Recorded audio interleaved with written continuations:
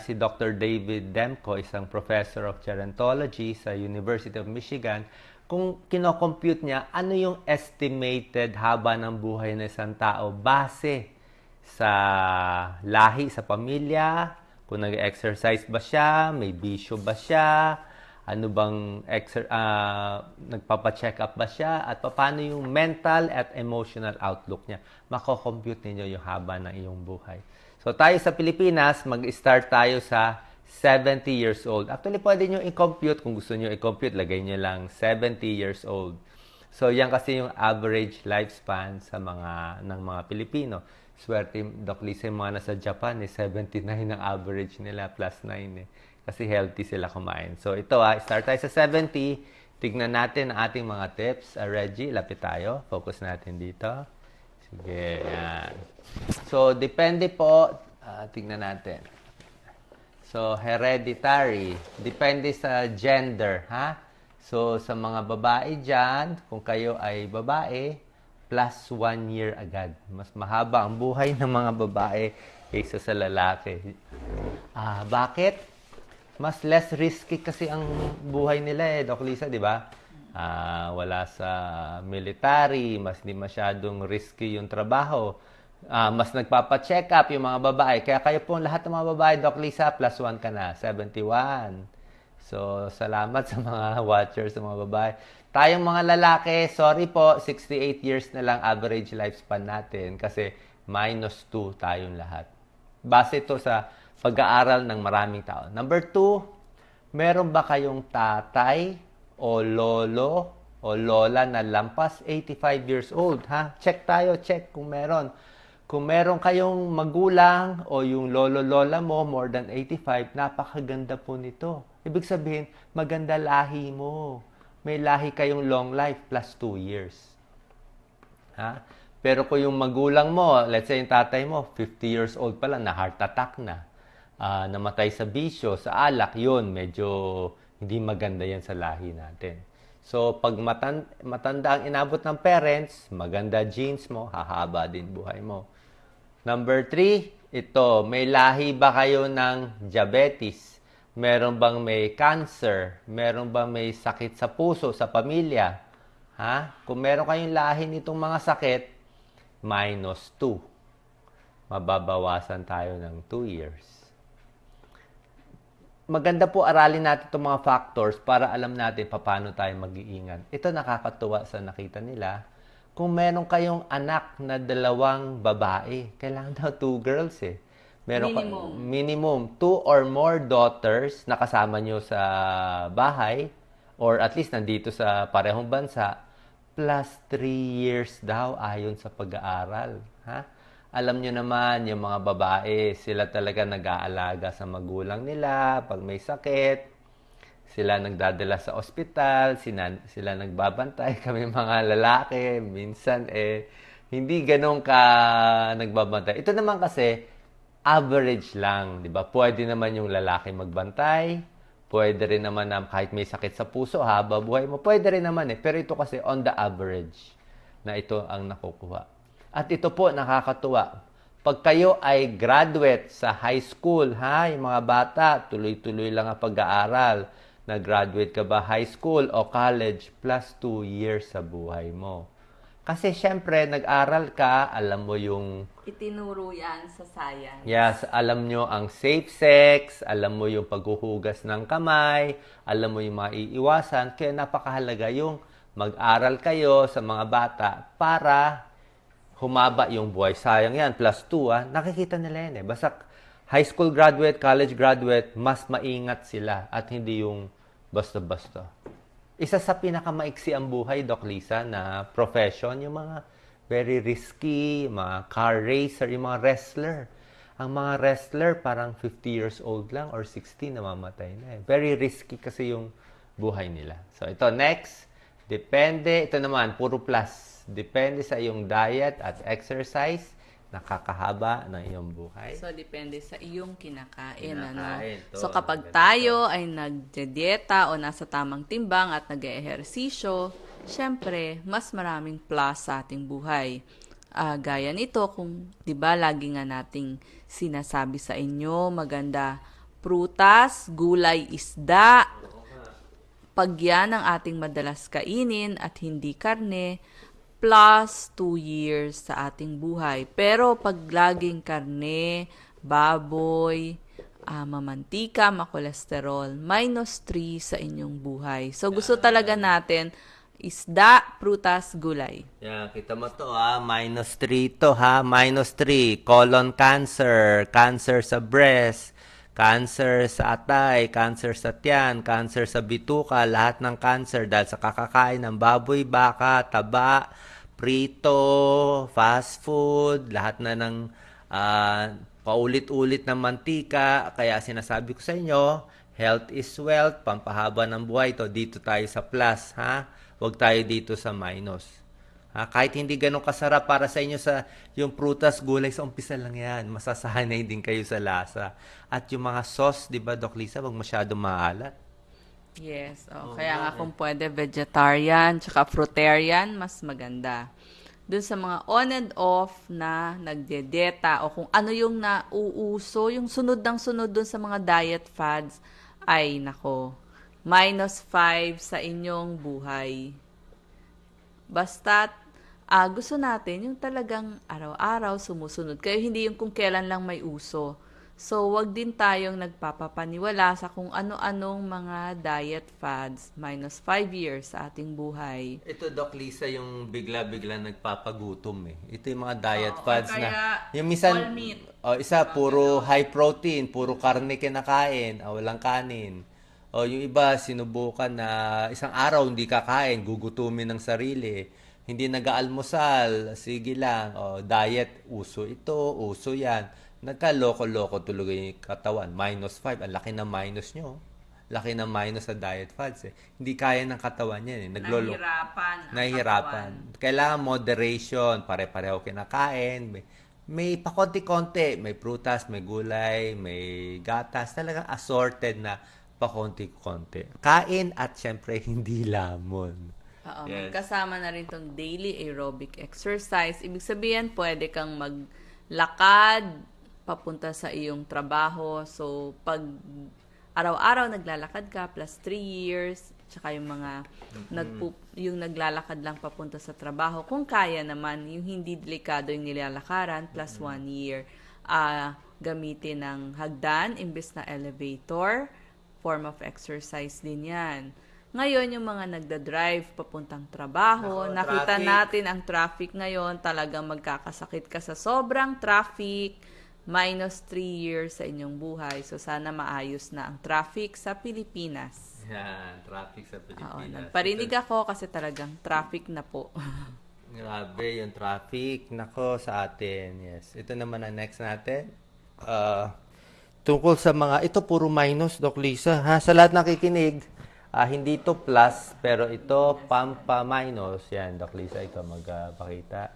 Ito, pampa minus. So, ang minus dito, ang ibig natin sabihin, tanggalin nyo itong mga bisyo para mawalan kayo ng minus. Ang unang minus natin, smoking, ha? Naninigarilyo, kahit half pack, kahit 1 pack, kita nyo. Actually, hindi minus 4, mga minus 6 years yan eh. Minus 6 years yan eh. Hindi lang minus 4. At yung mga kasama yung mga naninigarilyo, Doc Lisa, yung living with a smoker, minus 2 years din tayo. Minus 2 din. Kaya wala kang laban eh. Si Mister naninigarilyo, pag uwi niya, may amoy yung baro niya, amoy yung sigarilyo. Pati si Baby, kakargahin niya. Si Baby, maamoy yung sigarilyo, minus 1 year si Baby. Minus 1 year. That's third-hand smoke. Ito, live or work with smokers, nandito pala, yan, minus 1 year. Sinabi ko sa inyo, ha?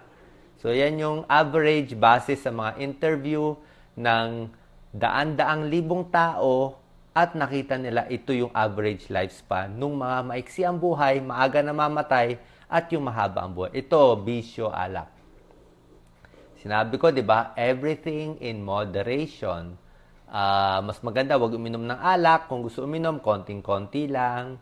Isang boteng beer lang, isang kopita lang ng wine, hanggang ganun lang. Kasi pag sinobrahan mo, minus 4 years. Ha? Masisirang atay, tsaka brain cells, minus 4. Ito, nako, mga kalalakihan, kababaihan, ito yung mga kabataan natin, di ba? Number one tayo sa teenage pregnancy. Minus 6 years, oh. Alam nyo, ano itong makaka-minus ng 6 years? Maraming sex partners. Ano ang maraming sex partners, Doc Lisa? 3? Marami? 4? O dalawa? Multiple eh. Multiple sex partners. Multiple, isabihin, pwede mo i-multiply eh. Siguro 2 or 3 or more. Yan. Paiba-iba ng sex partners, minus 6 years. Bakit? HIV/AIDS, talagang mababawasan yung buhay mo. Mga gonorrhea, syphilis, lahat yan. Tsaka kasama na rin yung mga injection ng drugs. Halo-halo na yan eh. Pag mahilig sa multiple sex partners, naninigarilyo din, uminom pa ng alak, tapos ito pa, talaga ma-add mo lahat yan. Hindi aabot ng 60 years old kasi na-minus na siya lahat eh. At living alone, kayo po, kung may chance na meron kayong makakasama sa bahay, may tulong po. Kung meron kayong makakasama, pwedeng kamag-anak o may partner kayo, at least merong magdadala sa inyo kung merong emergency na pupuntahan. Di ba, Doc Lisa? Napakahalaga pag yun. emergency, kahit po pamangkin na inalagaan ninyo Tama. kung tayo ay single.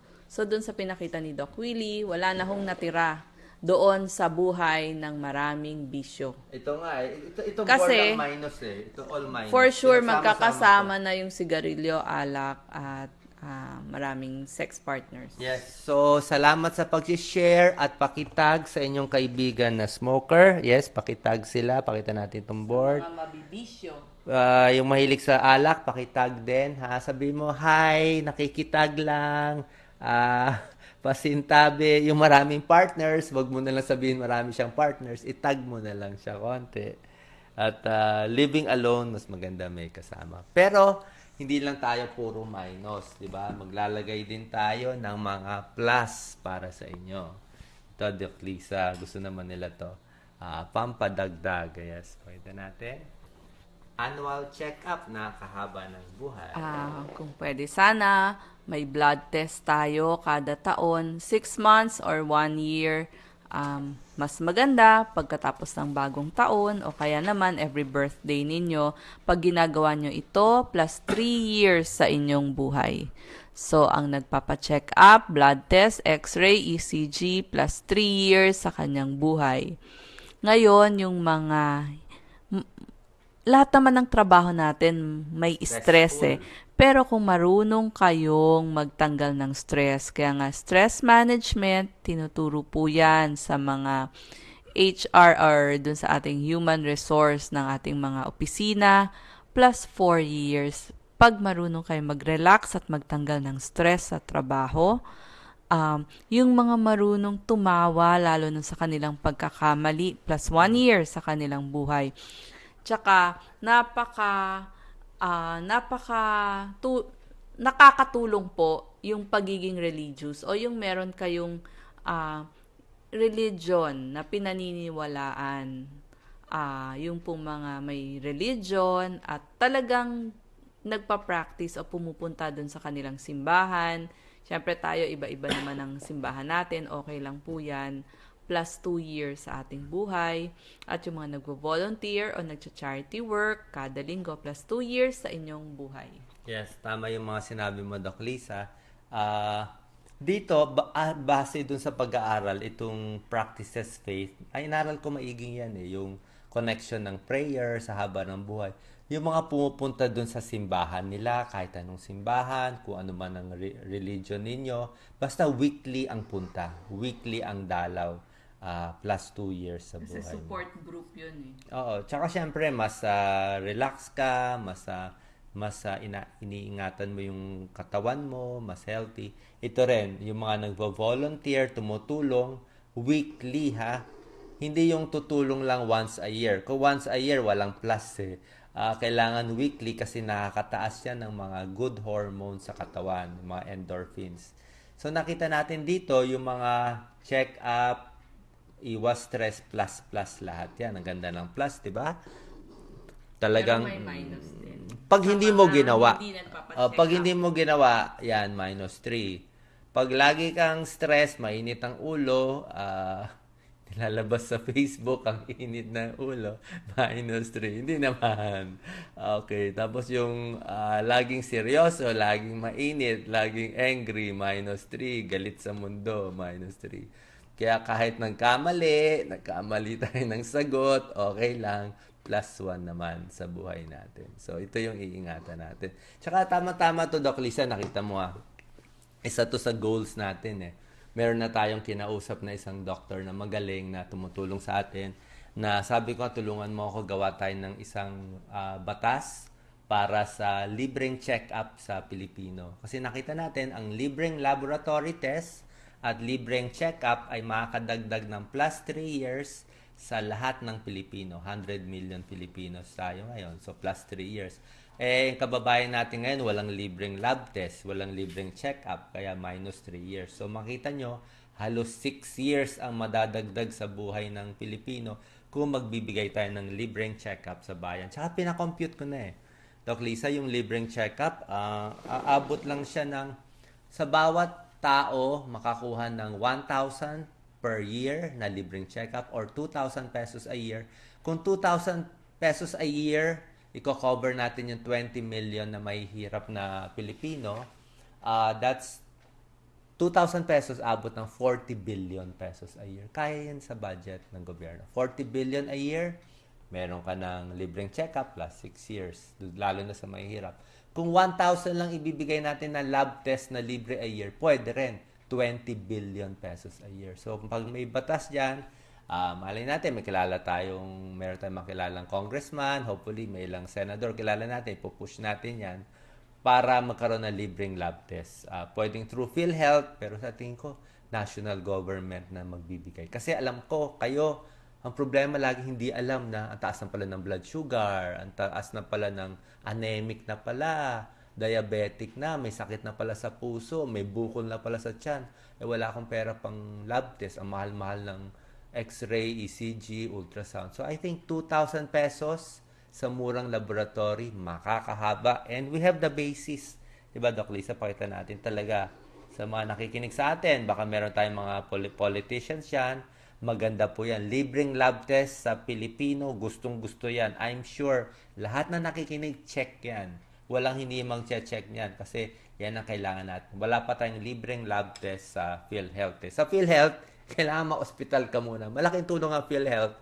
Kung na-hospital ka na, malala ka na, nabangga ka ng kotse, nandun ka sa hospital. Pero kung ako gusto ko lang magpa-check up kasi meron ako naramdaman, walang libre. Gastos, sariling bayad. At dahil kulang ang pera ng Pilipino, health is wealth nga, kulang pera natin, hindi tayo makagastos. Maliit lang kasi sweldo natin eh. Okay? Yes, So, yan. maraming nag-comment dito. Tama nga daw, libreng check-up. Libreng- May ilang nag-comment. Ayaw daw nila malaman ang sakit nila. Kaya hindi sila nagpapa-check up. Oo, kadalasan lalaki yon, ayaw malaman yung sakit. Tama. Oo. Kadalasan ganoon, ayaw mo malaman yung sakit kasi wala ka pang sakit, gusto mo tuloy yung bisyo mo. Kaya lang, oras na magkasakit ka, oras na lumala na siya, wala ka ng choice. Parang kotse yan. Sabihin mo, ayoko tingnan ang gasolina ng gasoline ng kotse ko. Ayoko tingnan kung may oil pa yung makina ng kotse. Pwede. Huwag mo tingnan kung may oil, huwag mo tingnan kung flat ang tire, huwag mo tingnan kung may headlights ka pa, mababangga ka na lang one day. 'Di ba?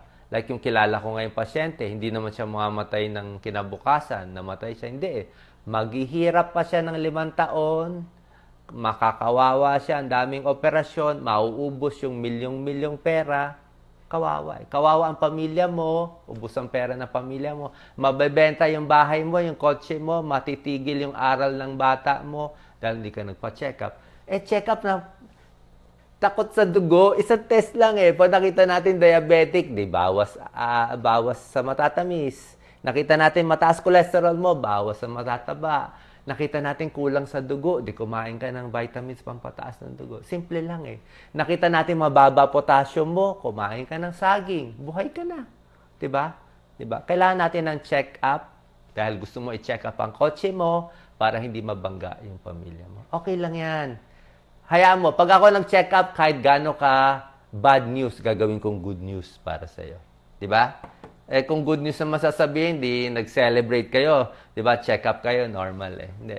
Yung mga lalaki talaga ayaw magpa-check up, Doc Lisa eh. Kaya nga sabi ko sa mga kababaihan, paki-share ito, paki-tag sila para sayang naman. Ito po, ito, sa mga kalalakihan. Ito, walang check up, may plus. Yan gusto nila libre eh. Libreng plus na walang check-up. Pero medyo mahirap to. Kung makukuha nyo tong plus 5 years, di ba? Solid yan, plus 5 years. Kung meron kang healthy and long relationship sa iyong partner, isa lang ang partner, of trust and respect, plus 5. Okay, pakicheck.